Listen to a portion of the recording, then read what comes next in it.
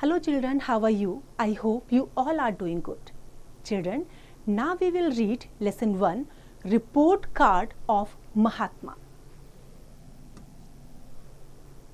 महात्मा का report card जो आपको भी मिलता है आपके एग्जाम्स क्लियर करने के बाद, आपके यूटीज के बाद, आपके हाफ ईयरली एनुअल्स के बाद आपको रिपोर्ट कार्ड मिलता है। तो ऐसे ही ये रिपोर्ट कार्ड महात्मा गांधी का है।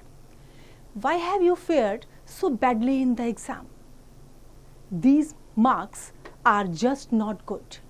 How often have you been at the receiving end of such remarks made by parents, teachers, or both? But there is hope for us. Weren't many famous people very mediocre students in school? Read the following article about Mahatma Gandhi as a student. क्या जब आपको report card मिलता है और कभी आपके number अच्छे नहीं आते हैं तो आपके टीचर्स और पेरेंट्स आपको रिमार्क देते हैं कि ये मार्क्स अच्छे नहीं हैं, आपने क्या किया? लेकिन ऐसा नहीं है।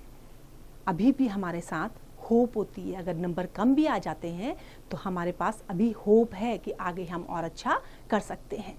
बहुत से फेमस पीपल थे जो बहुत अच्छे नहीं थे पढ़ने में, जो मीडियोकर थे। अब ये जो आर्टिकल है महात्मा गांधी के बारे में वो कुछ इसी तरह का है। Now read it. Mahatma Gandhi was one of the most influential men of the 20th century. Influential means बहुत प्रभावशाली. But what kind of student had he been? Our curiosity in this regard is understandable, and the answer can be found in his own autobiography, My Experiment with Truth, and in preserved records of one of the schools where he studied. Mahatma Gandhi कौन थे? 20th century के बहुत प्रभावशाली person थे। लेकिन वो किस तरह के स्टूडेंट थे अब ये हमें कहाँ से पता चलेगा? जो उनके रिकॉर्ड्स हैं, जो उनकी ऑटोबायोग्राफी है माई एक्सपेरिमेंट विथ ट्रुथ, और जहाँ उनका एक रिकॉर्ड रखा हुआ है उनके स्कूल टाइम का, उससे हमें पता चलता है कि वो किस तरह के थे। Gandhi had changed many schools before the age of 10 but spent 7 years in a high school in Rajkot. He tells us that he was certainly not regarded as a dunce.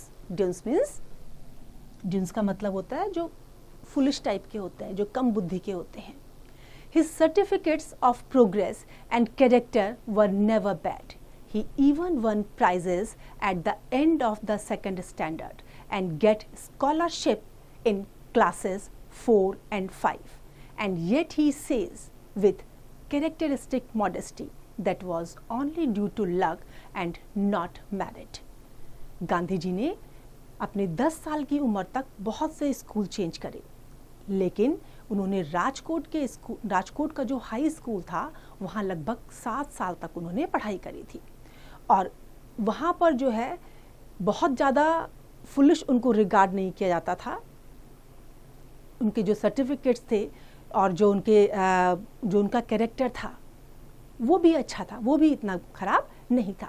और उन्होंने जो है 2nd स्टैंडर्ड में और 4th standard में और 5 standard में उनको इनाम भी मिला था अपने एकेडमिक रिकॉर्ड के लिए। लेकिन फिर भी वो क्या कहते हैं, बड़े मॉडेस्टली वो क्या कहते हैं कि ये सब जो है लक से हुआ है, मेरिट से नहीं हुआ है।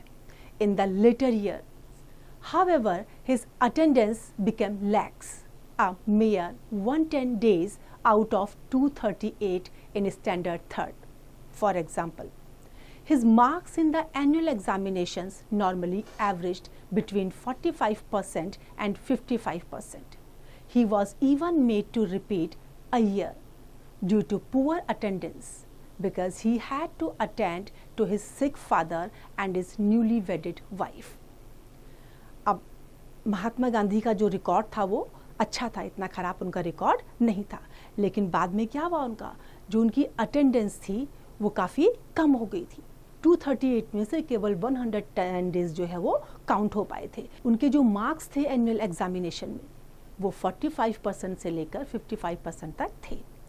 और ये सब किस लिए हुआ था कि उनकी जो अटेंडेंस थी वो काफ़ी कम थी। अटेंडेंस कम क्यों हुई थी उनकी? क्योंकि उनके फादर भी बीमार थे और उनकी शादी नई हुई थी, तो उनको अपनी वाइफ को भी देखना होता था। He then became a serious student and got an overall score of 66.5%. He could no longer be called a mediocre student. The matriculation exam saw him secure the 404 rank out of the 799 successful candidates. अब जो record ये रह गया था उनका, उसके बाद वो काफ़ी सीरियस हो गए थे. तो जब उन्होंने हार्ड वर्क किया तो उसके बाद उनका 66.5% मार्क्स आए. अब उनको कोई भी मीडियोकर स्टूडेंट नहीं कह सकता था. मैट्रिकुलेशन एग्ज़ाम्स में भी उनके जो है 799 में से 404 रैंक आई है. और जो उनकी मार्कशीट्स थी वो कुछ इस तरह से थी. English 89 out of 200, Gujarati 45.5 out of 100, mathematics 56 out of 175, general knowledge 55 out of 150.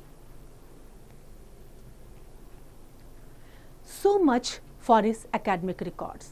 But did he cope equally well with all the subjects he had to study?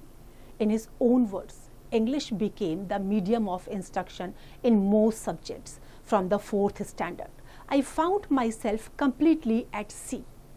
Geometry was a new subject in which I was not particularly strong, and the English medium made it still more difficult for me. उनके अपने ही शब्दों में उन्होंने कहा कि English जो है वो सभी सब्जेक्ट्स के इंस्ट्रक्शन का मेन मीडियम बन चुकी थी स्कूल्स में, और ये उनके लिए बहुत मुश्किल हो रहा था. ज्योमेट्री भी न्यू सब्जेक्ट था जिसमें वो स्ट्रांग नहीं थे, और इंग्लिश मीडियम होने की वजह से ये और ज़्यादा डिफ़िकल्ट हो गया था. The teacher taught me the subjects very well, but I could not follow him. Often I would lose heart and think of going back to the 3rd standard. When, however, with much efforts, I reached the 13th position of Euclid, the utter simplicity of the subject was suddenly revealed to me. वहाँ उनकी जो है Euclid में 13th position आई थी, और जो simplicity थी subject की, कि मतलब कितना सिंपल कितना ईजी वो उनके लिए था, वो उनको क्लियर हुआ था उस समय. वो सब्जेक्ट उनको बहुत ईजी लगा उस समय. A subject which only required pure and simple use of one's reasoning powers could not be difficult. Ever since that time, geometry has been both easy and interesting for me.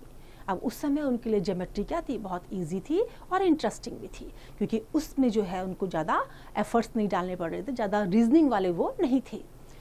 Sanskrit proved a harder task. In geometry there was nothing to memorize, whereas in Sanskrit I thought everything had to be learnt by heart. अब geometry उनको easy लग रहा था, क्यों? क्योंकि उसमें learn करने के लिए कुछ नहीं था, उसमें याद करने के लिए कुछ भी नहीं था. जबकि जो संस्कृत सब्जेक्ट था वो उनको डिफ़िकल्ट हो रहा था, क्योंकि उसमें सब कुछ उनको लर्न करना पड़ रहा था. Did the frail but agile Gandhi enjoy physical education and sports? In the higher classes, the headmaster of his school had made gymnastics and cricket compulsory for the boys, but he disliked both. अब जो physical education था, क्या उनको ये इसमें उनको interest आ रहा था पढ़ने में? इन द हायर क्लासेस जो हेड मास्टर्स थे, उन्होंने जिम्नास्टिक को क्रिकेट से कंपलसरी कर दिया था. जिम्नास्टिक और क्रिकेट को जो है उन्होंने कंपलसरी कर दिया था बॉयज़ के लिए, लेकिन गांधी जी को ये पसंद नहीं था. He never took part in any exercise, cricket or football, before they were made compulsory. My shyness, he says, was one of the reason for the aloofness, which I now see was wrong. Aloofness, अकेलापन. अब ये जो उनको लग रहा था, जो shyness थी उनके अंदर, और चीज़ों से जो क्रिकेट फुटबॉल ये उनको पसंद नहीं आ रहे थे. कारण क्या था कि वो बहुत शाई फील करते थे, और उनकी शाइनेस ही उनके अकेलेपन का कारण थी, जो उनको पता चला बाद में कि ये सब गलत है, ऐसा नहीं करना चाहिए था. I then had the false notion that gymnastics had nothing to do with education. Today I know the physical training should have as much place in the curriculum as mental training. Another regret that Gandhi felt in later years was about the neglect of handwriting. अब पहले उन्होंने gymnastic को जो है बिल्कुल पसंद नहीं किया, उनको लगता था कि एजुकेशन से इसका कोई लिंक नहीं है. लेकिन अब उनको पता चला कि आज की डेट में भी जो है इसको एजुकेशन के साथ को करिकुलर एक्टिविटीज़ में लिंक कर दिया गया है, क्योंकि इससे मेंटल डेवलपमेंट होता है। अब बाद के सालों में उनके पास जो उनके लिए जो रिग्रेट का कारण बना वो क्या था, उनकी hand writing. Even until his days in England, he had paid little attention to his handwriting. But later, when he was in South Africa and saw the beautiful handwriting of lawyers and young men born and educated there, he repented of his neglect. To quote him, I saw that bad handwriting should be regarded as a sign of an imperfect education. I tried later to improve mine, but it was too late. I could never repair the neglect of my youth. Let every young man and woman be warned by my example and understand that good handwriting is a necessary part of education. जो दूसरा उनका regret था वो अपनी hand writing पे था। उनको बाद में पता चला कि हैंड राइटिंग जो है आपकी अच्छी एजुकेशन को रिफ्लेक्ट करती है। अगर आपकी हैंड राइटिंग अच्छी नहीं है, इसका मतलब आपकी एजुकेशन इम्परफेक्ट है। बाद में उन्होंने इम्प्रूव करने की बहुत कोशिश करी, लेकिन अब बहुत देर हो चुकी थी। तो वो अपने एग्जाम्पल से ये शो करना चाहते हैं, सबको बताना चाहते हैं कि हैंड राइटिंग जो है वो नेसेसरी पार्ट है एजुकेशन का। Despite his father ordinary performance in examination, Gandhi's middle school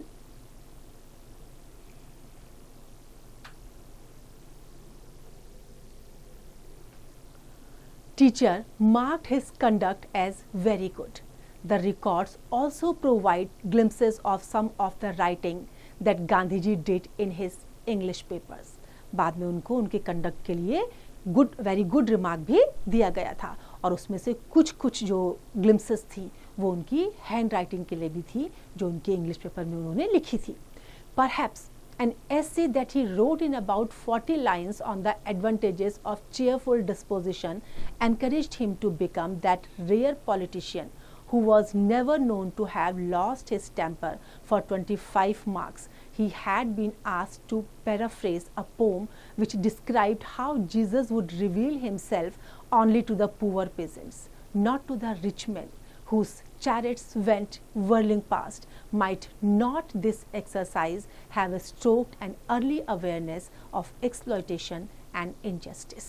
25 marks के लिए उनको पोम को पैराफ्रेज करने के लिए कहा गया, और उसमें क्या डिस्क्राइब किया गया था कि कैसे जो जीसस हैं वो अपने आप को रिवील करते हैं केवल पुअर पेजेंट्स के लिए, रिच मैन के लिए वो अपने आप को प्रेजेंट नहीं करते हैं, रिच मैन के लिए वो अपने आप को रिवील नहीं करते हैं।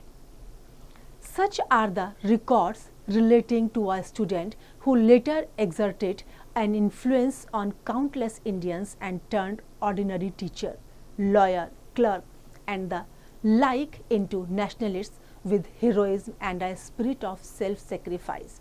It has been said that Gandhi could fashion heroes out of common clay. His first and undoubtedly his most successful experiment was with himself.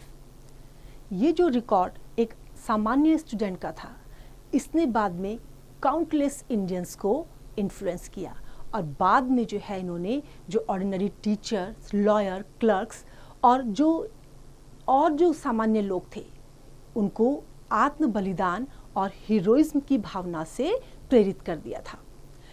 उनके बारे में कहा गया कि गांधी जी एक सामान्य मिट्टी से एक हीरो को डेवलप कर सकते थे, और जो उनके बारे में कहा गया है कि अनडाउटेडली जो मोस्ट सक्सेसफुल एक्सपेरिमेंट था उनका, वो उनका स्वयं उनके साथ था। तो देखा बच्चों आपने, गांधी जी हमारे लिए कितने प्रभावशाली व्यक्तित्व वाले थे। उन्होंने आपको क्या सिखाया कि आपको बिगनिंग से ही अपने करियर में ध्यान देना चाहिए, जो आपकी हैंड राइटिंग है उस पर स्पेशल अटेंशन आपका होना चाहिए, क्योंकि आपकी हैंड राइटिंग आपकी पर्सनैलिटी को, आपकी एजुकेशन को रिप्रेजेंट करती है। I hope this is clear to you now. It's time to revise, you can revise it.